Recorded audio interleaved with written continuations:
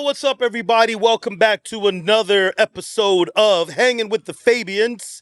My name is CD, and this is my lovely bride, Melody. Hey, and I am the melody to his CD. That's right. Don't get it twisted. Oh my goodness. Are you That's trying right. to be a DJ or I'm something? a DJ slash CD. You know, they got CDs in the turntables now, so they can go, but with the CD inside. That's me. I saw these turntables now. They're like electronic and they don't even have no They have records, nothing in nothing. it. Yeah, because the old school DJs with the records, that's never going to go out of style. That's true. That's never. I don't care So if they there's have not the even a record. electronic version. Exactly. It's like, right, just to make the noise. Yeah. That's right. Run DMC all the way. All right. So today we're talking about what? We're talking about why wait. Why wait? So we're not talking about why wait in singleness. We're talking about why wait. Wait. Why wait for what? Why wait and not have sex? Whoa. Why wait for sex? Yeah. Why do we wait? Why are we called as Christians to wait and not have sex until marriage? So we're going to answer the question why, and then we're also going to answer the question how. Okay, here we go. So why wait and how to wait? How to wait. Okay. And why are we talking about this?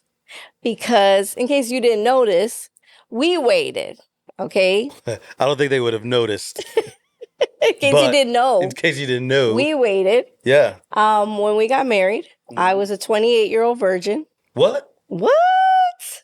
And I didn't die. That's right. Yo, I thought they were like all gone. I did not even think. I thought she was a dinosaur. You thought it was extinct? Yes, I thought they were extinct. And she was 28, Latina from Chicago. Hood. And plucked out by God. Plucked out. And I waited by choice. You can actually go look at our story on our other videos, but in a nutshell, got a teaching about sexual purity. I made a commitment. I didn't know that God created sex for marriage. Right. And when I learned it, 1 Thessalonians chapter 4 literally says, let's see right here, verse 3. For this is the will of God, your sanctification, that you abstain from sexual morality. Abstain. Stay away from sexual morality. Don't do it. And if you look up sexual morality, it's pretty much sex out of the context of a monogamous marriage relationship. With a man and a woman. With a man and a woman. Just saying. That each one of you would know how to control his own body in holiness and honor, not in passion of lust, like the Gentiles who do not know God. And I remember reading that at 16 and learning like sex outside of marriage is a sin. I thought it was just like, if you could wait, cool. If you can't, it's cool. I just want to wait till college. So we had these substandards of God's standard. Right, but God has a standard. Sure. That is possible to do. Right. He's not giving you an impossible task. Sure. He actually will give you the strength to do it, but we didn't know the how. Before we go to the how, though, we need to go to the what. Why did God create sex for marriage? So sex is a very beautiful experience and act that God had created for multiple purposes. But contrary to popular belief or even knowledge, God actually created sex to glorify God. Wow. So the act of sex in and of itself, as created by God, like God created sex, like you learned in right. He wasn't purity like, class what or is whatever Adam it was and Eve called. doing right now? Yes. No. What did they discover? Yeah, he knew what they were doing. He created it. So he told them to do it, actually. He fruitful. said, be fruitful and multiply, fill the face of the earth and subdue it. So the idea here is, number one, God created sex for this couple who are made in his image and likeness so that they can participate with God's creative project in spreading his face, his glory, his image over the face of the earth. So God created and then invited Adam and Eve to procreate or to take on to forward the project of creation. So when we use the word procreate, that means to create forward, or recreate, to create again. So God is the original creator, and he's invited us to continue the work of creation of his own very image on the earth. So it was his design. It's his design, his idea, his purposes, his purpose. right? And it's good. And it's good. It's not bad. Because when he had created Adam and Eve, he said it was very good. Yes. Right? It's not good for a man to be alone. He said it was not good for man to be alone. And so in chapter 2 of Genesis, he explains how he brought forth the woman from the man, which, on the side note, they come from the same body. They come from the same flesh. He didn't grab up another piece of dirt, which speaks of their union, which reveals again God's glory, because it's going to say something about the character of God, the community of God, the relationship of God, and how he's like what we in theology call the Godhead is completely unified. There's something of that being told about the man and the woman when they come together in that committed marriage relationship, and then in that context procreate. Right. Thus, he also made sex pleasurable. So there's 4 things. I'm Right. thinking about the term we use, acronym we use, pure. Right. He created it to be pure. Right. He created it to be pleasurable. Right. Because if it wasn't pleasurable, we wouldn't be here, y'all. Right. Okay? He created pleasure in sexual activity for the husband and wife to truly enjoy each other. Sure. He created sex to unify. Right. And it so says we know you become that one. we really actually release chemical hormones that bond us. Yeah, you literally release oxytocin when you're engaging in hugging, kissing, sexual activity. It's creating a bond And that same bond is happening when a woman gives birth, when she nurses with the child. So there's this bonding that's supposed to be happening with the man and the woman, and there's this bonding with the forward creation, the creation itself, the child. Right, so that's the R. And so now we have reproduction, reproduce. And we have the E. Exclusivity, which is the context in which God wanted the act of sex to be, in the context of both for the committed, pleasurable experience of the couple, and then the committed safe haven for the child to be brought forth into a family. And I also recognize that, we use the word pure, the acronym of pure. Yeah. And there's been a whole generation that might be put off by the word pure, the purity and purity culture, because there was a lot of forceful, strong, hard pressure on saving sex for marriage. And a lot of people felt hurt by that. I think one of the things we should do in this episode is kind of call out some of the bad things, but also redeem the good things. Because when we talk about why wait, right? We don't wait so that we can have a good marriage relationship. That's part of it. Right. Because I think that it can be harder if you're not waiting, because you carry a lot of these memories and experiences and hormonal attractions and bonds with other people into that marriage relationship, and that becomes more difficult. But just because you wait doesn't mean that your marriage is going to be great. Yeah, and I think that was one of maybe the lies of the purity culture was, if you save sex until marriage, your sex life's going to be amazing. Sure. And I don't know, in my time when I had teachings, I never got that teaching. My dad kept it 100 with me, but there were people who did get that kind of teaching. Sure, that's what I'm saying. Like, for some people, they're going to listen to them and be like, oh, that's cool, that's good. But other people, just so that we recognize the outcry of a number of people who've come from the statement that, purity culture, hurt me. I think that we want to identify the good parts. Yeah. And so when we say do it God's way, sure, save sex until marriage, right, there isn't this guarantee you're going to just have an amazing sex life. The guarantee is you're being obedient. So the guarantee is that you're being obedient. This is what God told you to do. Right. We do want to highlight some benefits because doing things according to God's design is for what he wants us to enjoy. Exactly. So every time that God says no to something, it's for a reason. It's for a reason. It's for, well, first and foremost, it's for protection. And then secondly, it's for provision. Whenever God says no for something, he's trying to protect you from something. No to our children, don't cross the street. Why? Because there's cars coming. No, you can't go out late at night. Why? Because there's crazy people out there. Yeah. No, no, no, no, no. You know, a healthy parent is saying no because they care about their child. They want their child. Okay, also no, it's provisionary sake. I have something better in store for you. I have a different purpose for you. I have a different something for you. Yeah. So if you give yourself to this now, then you won't have the full appreciation for this later. And if we keep that in mind, that like God's not holding, because that's the lie that the devil gave to Eve in the Garden of Eden, to Eve and Adam, right? If God say that you can't have any fruit of this tree, he knows that if you had any of the fruit of this tree, you would become like the gods, or you will become like God, and your eyes would be open and you would have knowledge. He's implanting the idea into humanity that God is holding something good back from you.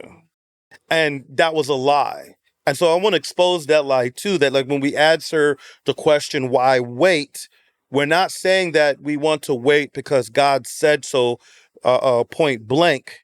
We wait because, number one, God said so. God said so because he wants to protect us. God says so because he has different purposes for us. God said so because he has better provision for us. Yeah. Now, even the better provision has to be protected, has to be worked out. So like even you and with sobriety. So yes. we came into the marriage knowing sex, marriage, all of it, it's like a garden. Right. And you have to tend to the garden. Yes. You have to cultivate the garden. That's right. If you just leave it hanging out, it's just gonna get wild and crazy, and you're gonna have to hire a lawnmower and someone to grow the grass and or learn how to do it yourself. You have to cultivate your marriage. You have to cultivate even your sex life within marriage. Right. And so I knew I had that mentality coming in, like, if we don't get it right the first time, we just gonna do it again, and we're gonna do it again till we get it right. And it's like we have a lifetime of learning how to love each other. That was the fun part, learning how to just keep doing it again and again. Right. And you're in a safe where you are free to make mistakes. And you're committed to each other. Sure. There isn't this, we had sex, I hope he doesn't leave me. Oh, we had sex, I hope she stays with me. You know, this fragility that God never intended with such a powerful decision that you're making. Because you used to say that sex is like fire, right? And fire has the capacity to be bad or good. But in and of itself, it's good in the sense that it's created by God for a purpose. Right. So some positive purposes for fire is it lights up the dark. It keeps you warm. Right? You can cook things on it. It looks really nice for decorations. Fireplace, candles. Candles, all this kind of stuff. But if you forget to, put that candle out and it starts to, burn up something and then start to spread, it's dangerous, and it can burn you. And we know it's obvious, like we know if we have sex outside of marriage, we have sex with multiple partners, we do have risks and consequences out there. There are sexually transmitted infections. There's like over 35 different sexually transmitted infections. Major ones. There's a bunch of others. There's so many. Yes. Which we don't talk about. I'm bringing that back up because when we used to teach this stuff, sexual risk avoidance in the early 2000s, it wasn't talked much about in the culture then either. And I feel like we haven't really jumped on this topic for a while.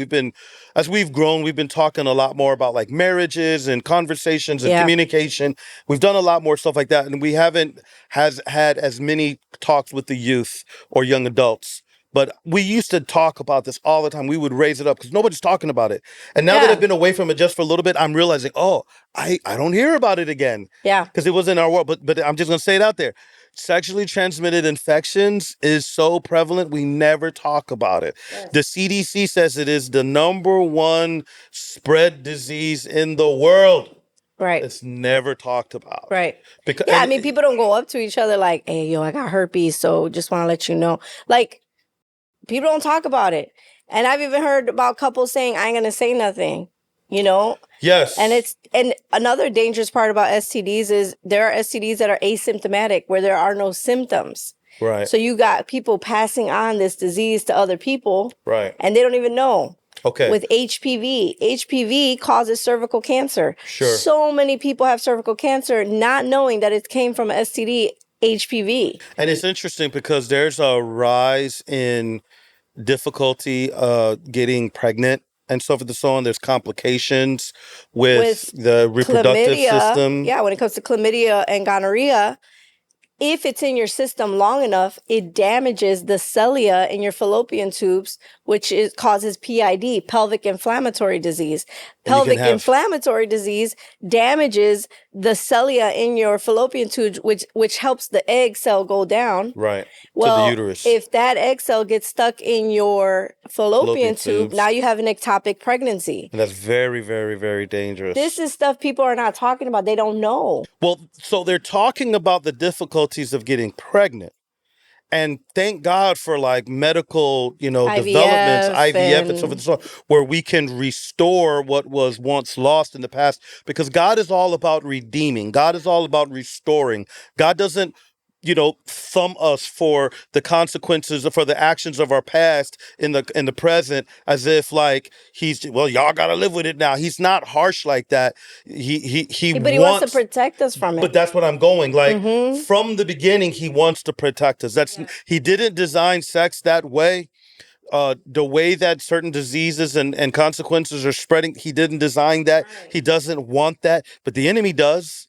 And the enemy will keep that stuff quiet. Yeah. So why wait? Well, when God tells you no, he may be saying that. He is saying that because he wants to protect us from certain potential consequences. Is everybody going to get a sexually transmitted infection? No. Right. Is everyone going to get a viral one versus a non-viral one or a bacterial one, or one that's going to have causing of PID or HPV or so? No, maybe not. But like, you're playing Russian roulette and you don't even know. Right. You don't even know. Don't even know. Another issue is that obviously you can get pregnant. Right. So, of course, we talk about contraceptives and condoms and, the pill and all this. And I mean, I think even in marriage, those tools are used because they want to plan their pregnancies, and that's fine. But in the world where there's just hookup culture, what happens is there's an avoidance of the pregnancy, not just because they want to plan the pregnancy, but because they can't deal with the responsibility of the pregnancy, because that responsibility will tie them to someone who they haven't yet made a commitment to. Right. So I'm not sure if I want to be tied to that someone. Or they will try to hook someone and to force them to be in a committed. Yeah, there's girls who they'll see a guy, they see that he's going to have a good future. They're like, I'm trying to get pregnant with this dude because he going to be my baby daddy. And because if he don't want to be with me, he going to pay my child support. You know what I mean? Where there is a literal mentality of like, I'm going to get him. I've seen that with fellow Latina girls that I grew up with. You know what I'm saying? There was that mentality. There's also the mentality of, well, if I get pregnant, I'm just going to have an abortion. It's not a big deal. And then they don't realize how that affects them too later. Right. I have girls who they literally get depressed that I know around the time of their abortion because they're remembering. Every year, it's a cycle. Like, oh, my baby would have been 2 right now. Oh, my baby would have been 3 right now. Like, the world is going to make it so light. It's not a big deal. But God, it is a big deal. It is a big deal. And again, God is inviting us into the procreation of life. So in effort to avoid the responsibility of life, we're trying to do all these things to stifle the life so we can just enjoy the pleasure without the commitment, the exclusivity. Yes. Right? Yeah. And then, when we talk about those emotional issues, hormones. Right? Part of that is because we're not just physical beings. Right. Sex is physical.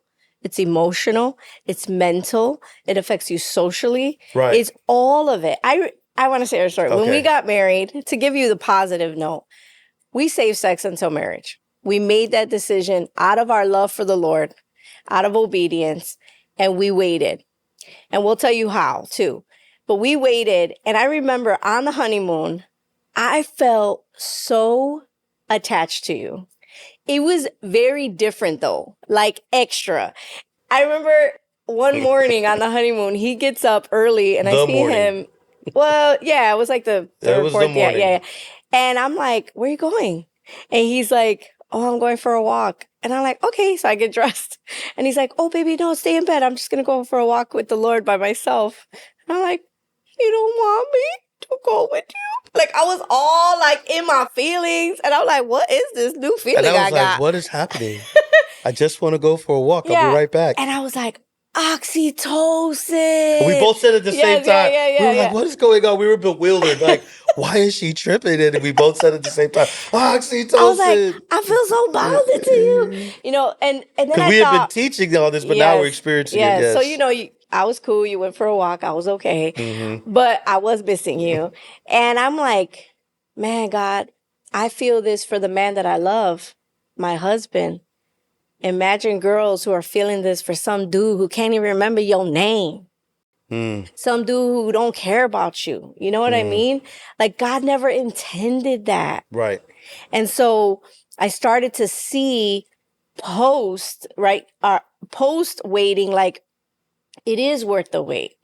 Because girls will ask me, like, is it worth the wait? Yes. I'm like, it is worth the wait. You're intimate. You're naked and unashamed with someone that you love, somebody you're committed to, somebody that's not leaving you the next day. Right. It is beautiful. And you learn to love each other. You learn to please one another. Right. And that's something else. People are like, well, what if, don't you got to know if you're good in bed first? You know what I mean? Right. I'm like, how you going to know if you're good in bed or not?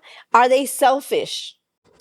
Well, because if they're selfish, they're not going to be good in bed. That's right. Because there's so much selflessness that's needed in intimacy. Think about what that says. Like, I want someone who knows what they're doing and are good in bed. By what means? Having sex with multiple other people. Yeah. And how they figured it out. How they figured it out for them. Right. And then, again, everybody's different. They're going to take that experience and then put it on you. Like, well, Lisa liked it this way and Daryl liked it that way. That is so disgusting. And it is even like, it's not even romantic. Like, you can't bring that into the bedroom. And you can't even be like, well, my ex used to like, what? Yeah. No, that's not romantic. The whole thing just died. Get off me. I like how you said that selflessness is going to be the key of if they know how to please their spouse. Right, because they're saying, what do you need? What do you want? How can I love you better? But we're not talking about how to have good sex. That's another episode. We're talking about why wait.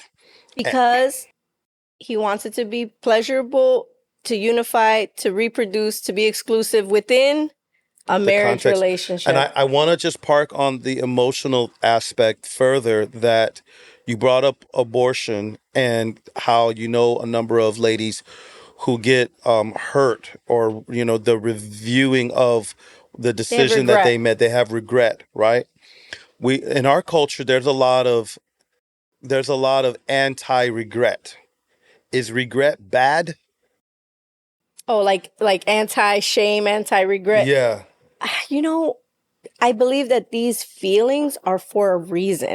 Right. You're a human. Yeah. And you feel these feelings for a reason. Uh-huh. And it's to lead you back to Jesus. So I would say that in the issue with like trying to avoid life, because some would say, well, you're saying trying to avoid pregnancy? Yeah. Okay. And then they get pregnant. Someone chooses to abort. Maybe someone chooses to give it up for adoption later. And adoption's a beautiful thing. Right. But when we're talking about God's original design, his intention was for the biological family to raise their biological children. Now, there's other reasons why that might not happen. There could be sickness. There could be unexpected death, so forth and so on. But when it's by volition, when it's by will, when it's by choice, To have a baby? to choose to not have the baby, Okay. or to take the baby full term, but to have to release the baby to adoption, oftentimes, unfortunately, because the man doesn't want to be around anymore, or whatever it might be. I just want to highlight like how tumultuous that whole scenario is. Like even to just decide to have an abortion or not, like that's just so tumultuous It's of a hard. thought. That's a Yeah. very, very hard thought. Yeah. If you get an STD, like the emotions behind that, You're or saying to have to that- go get tested to get an STD, just that everything that goes around protecting yourself from the potential consequences is so emotionally entangling. Yeah. Yeah. It's so tumultuous of emotion. It's not what God ever intended for us to have to battle these. Right. And these it affects experiences. people's mental health. And that's where I'm going. Mm-hmm. And so God is also trying to protect our mental and emotional health. Yes, he is. And so when he is asking us to save sex from marriage, Mm-hmm. it's so well rounded in the area of protection. We see the heart of a father, not a mean God who's just trying to steal all our fun. And even for men, it takes your strength away. Like, and the scripture literally says that in don't Proverbs give your 30. strength away. 1. Yes. You know, when you're a young man and you're waiting, like, God is going to give you strength. Now, to have sexual desire is not a sin. We're going to have sexual desire. God, we're created with sexual desire. And somebody would say, well, can't it just turn on when it's time for me to get married? Well, and there is an aspect of that, because Ecclesiastes says to not wake up love before it's time. Okay. And I was having a conversation with some men recently about how hypersexualized our culture is. Yes. So it's everywhere. It's because it's everywhere. Music, Netflix, your phone, Instagram. Like, you don't have to go to, back in the day, right, an adult bookstore, adult video store, to all go hidden and behind the back and stuff like you know, we aging ourselves here. Like, this generation, it is harder because it's on your phone. Right. It's a click away. Right. It's sometimes popping up at you. And so you have this generation, we got to work extra hard to guard our eye gates, our ear gates. We have to work extra hard not to watch certain things. We even got Angel Studios, VidAngel, where you literally can watch your movies however the bleep you want. That's how they say it. Where you I encourage everybody to get this. Get VidAngel. VidAngel, would you like to support us, please? Yeah, get VidAngel. And watch The Sound of Freedom. Okay. Because basically, you can basically take out, it'll be like, this movie has 20 F-bombs. Okay, take that out. The S word. Sex scenes. You could take it all out. Right. And then the movie's only like an hour, but it's a little bit better.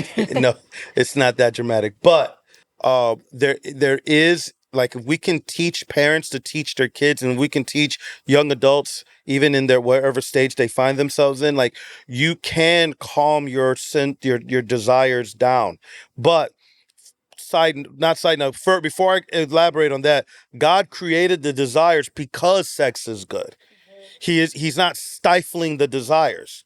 Sex is good. He created it for a purpose. And when you reach the age of maturation where you can have sex and reproduce and, right, he builds those desires on purpose, because if they do happen to be in that season and they're in that context of marriage, he wants motivation. Have children. Go have children. Go have children. It is a motivation for a man to get married. So watch how dark and demonic the world is. The devil will create the lie that marriage and sex is boring. Men have a ball and chain, and in movies and television, it's always awkward or weird, or it never happens, and they never want to be with each other. But sexually immoral acts, sex outside of marriage, homosexual acts, all these kind of things are thriving and exciting and stimulating and fun, and they never talk about the consequences we just mentioned. Right. They never talk. Think about it, though.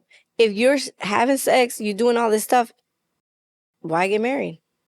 And then it steals the reason why wait. Exactly. When it steals the reason why wait, then it's like, well, yeah, I don't understand why. And so we have to highlight things that we don't even realize exist. And so I think it was reasonable for us to explain the potential consequences so that we can like sober our minds and then even just give a glimpse like, listen, sex can be in a context where it is celebrated, it is fun, it is awesome. You are in a committed relationship. You do have to work at it, but you work at it in the context of working on your marriage. Yeah. Right? Because sex is a thermometer. It's not a thermostat.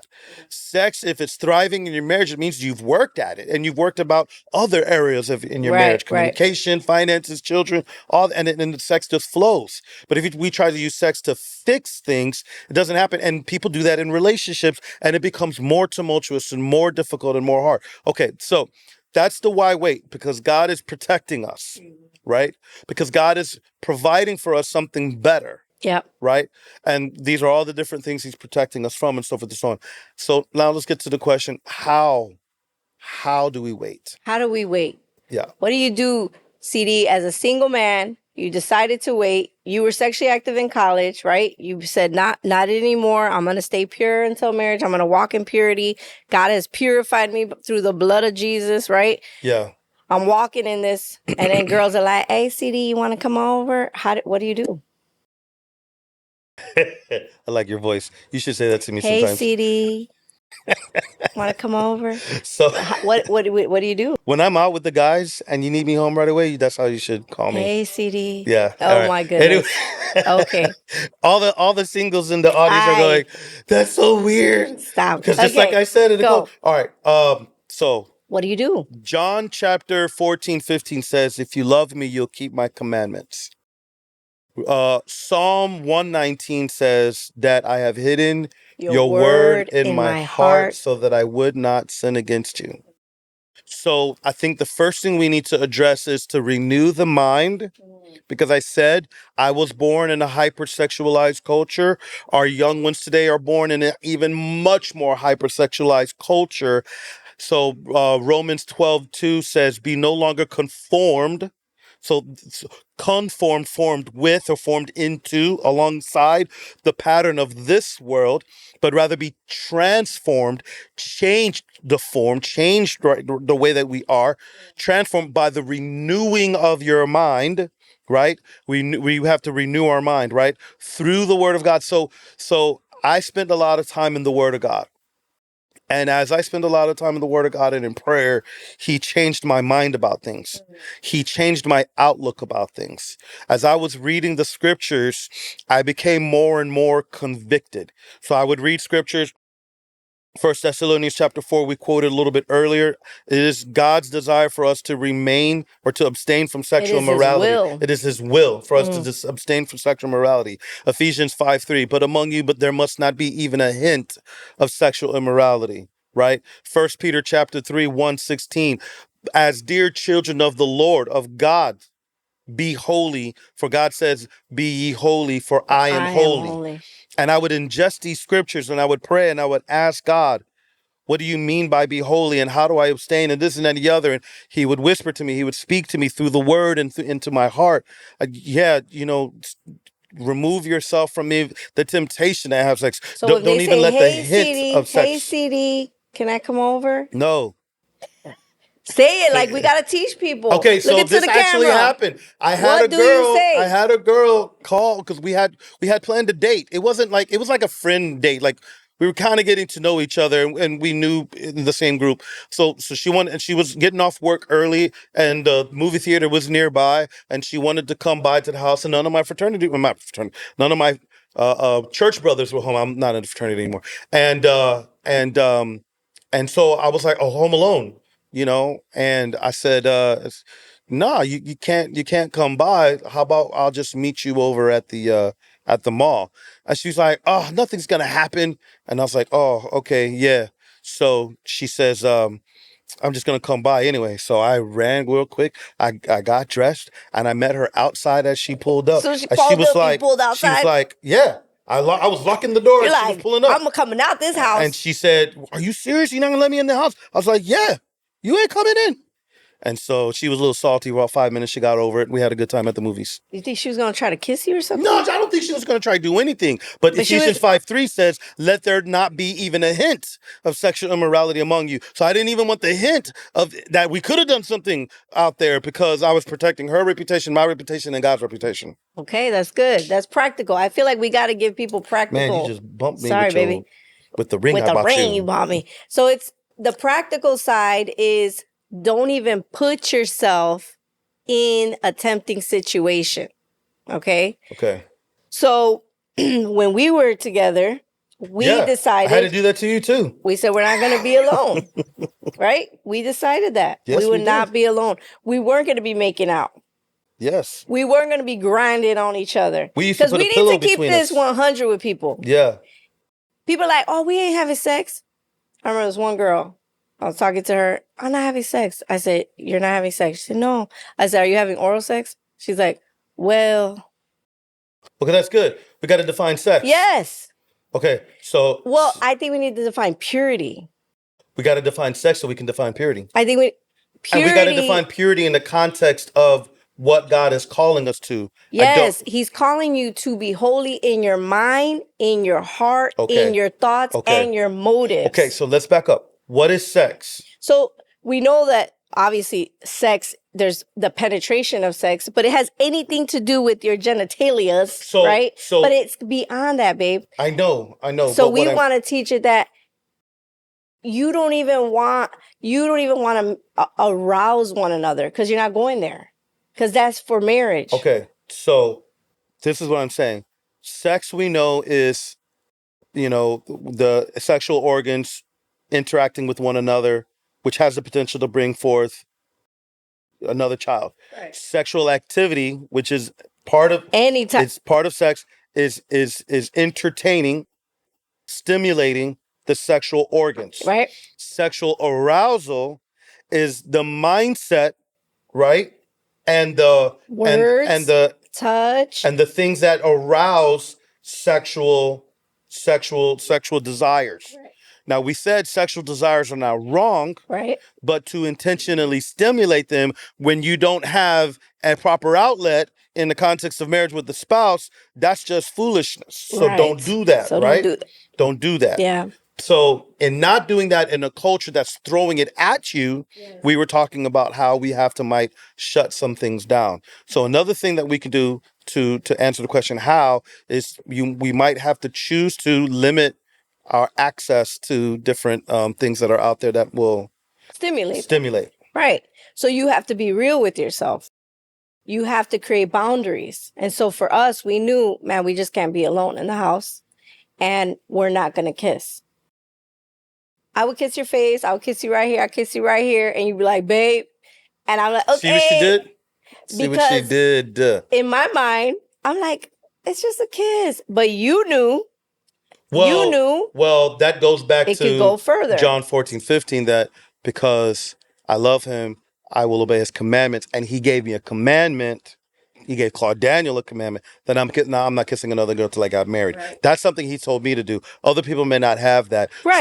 So you didn't have that. Right. So you kept trying to break my commandments with the Lord.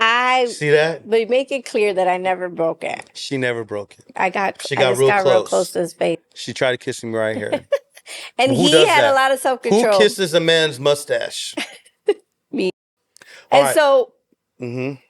And I will say that when we got married and we went on our honeymoon. She kissed me all the time. And we were kissing. And it was awesome. I was like, I'm so glad you didn't kiss me. Right. Because I felt all the arousal. Yes. All the beautiful. She was a virgin, so she did not have the kind of exposure that a lot of other people have. Yeah. So once she got exposed to it, I never made that row sound. Okay. Anyway, so I think we hit the points. Okay. Why should we be pure? And the how. And I want to end with these 4 tips. Okay. Number 1, fall in love with Jesus and wait out of obedience. Okay. Because you love him. Yes. The Bible says that when we love the Lord, obedience is not burdensome. Right. And Claude V. King and Blackaby say that if you have an obedience problem, you have a love problem. So work on your relationship with God. When you love the Lord, you want to please him. Okay. Number 2, true strength is knowing your weakness. So be real with your weakness, right? You got to know your strength, set up boundaries ahead of time and stick to it. Okay. And you got to date people who have the same boundaries and the same convictions as you, or they respect it, right? You had a boundary, you're not going to kiss. I wanted to kiss during engagement. You're like, no. I said, okay, I'm going to respect your boundary. You tried to respect it. Stop. She respected it. I respected it. Mostly. Whatever. Number 3, you got to flee youthful lust. I used to flee. You got to flee. But I just know the story. Read the story about how we met. Read? No, watch it. Yes, yeah. Okay. I like to read. You got to flee lustful music. That's true. I threw all my music away. You got to flee lustful movies. That's true, too. I used to break DVDs that I came across that I shouldn't be watching. And you need to flee lustful Instagram, Twitter. That's also lustful true. Erotica books. I don't watch. I put my phone in the bathroom at night. Literally. And that's the thing, too. Purity is not like, oh, once you get married, you're not. You still got to fight for purity. That's right. Still got to fight not to watch I still have to practice pornography. abstinence. Exactly. From everyone who is not my wife. That's right. So, because why? Because when we're watching this stuff, it is going to affect us. It arouses. And it's also and you become what you behold. Yes. Come on, 2 Corinthians chapter 3:18. We're supposed to be beholding Jesus. And once you have the person you want to spend the rest of your life with that's a godly person, you have to speak and set up those boundaries. Yes. Put pillows in between you while you're watching TV. That's what Melody and I did. I'm just saying. You do whatever God tells you to do. And you whatever have to works. be real with each other. Have real conversations. And sometimes you got to readjust. Like, you know what? I thought we could X and Y, Z, but we can't. She thought she could kiss me on the nose right here, but then she realized she couldn't. And that is it. Friends. There's more, but we're going to just stop now. End right this is good. So listen, we asked the question, why wait and how to wait?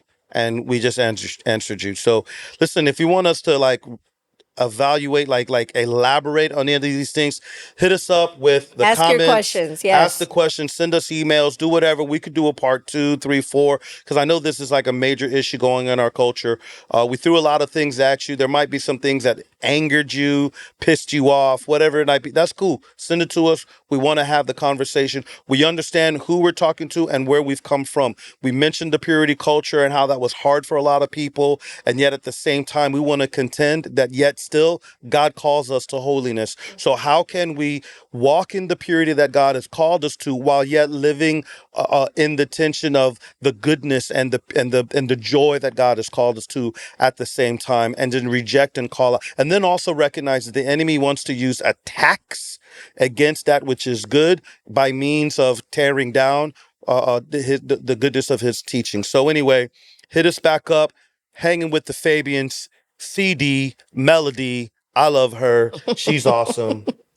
Thanks for listening, guys, to Hanging with the Fabiens. Remember, you can find more information about us at cdandmelody.com. Click donate, give to us so that we can continue to bring you good information, good podcasts. Join the mission. If you want even us to speak at your event, you have a singles event, marriage event, we're available to do that as well. Click like, follow, notifications, and share this with other people. Because you know what? When you share this with other people, it helps this message continue to go out. Join in the work even by sharing it. Yeah. So, okay. Thank you, guys. Peace.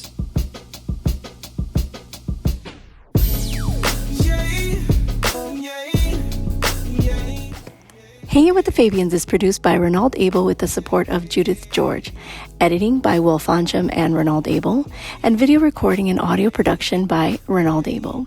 Video intro by Darrell Jones and music by Michael Carbone. If you'd like to support our host, CD and Melody Fabian of Hanging with the Fabiens, you can visit cdandmelody.com. See the links in the show notes. This is Melody Fabian. We love you guys. Thank you so much for listening. God bless you and peace.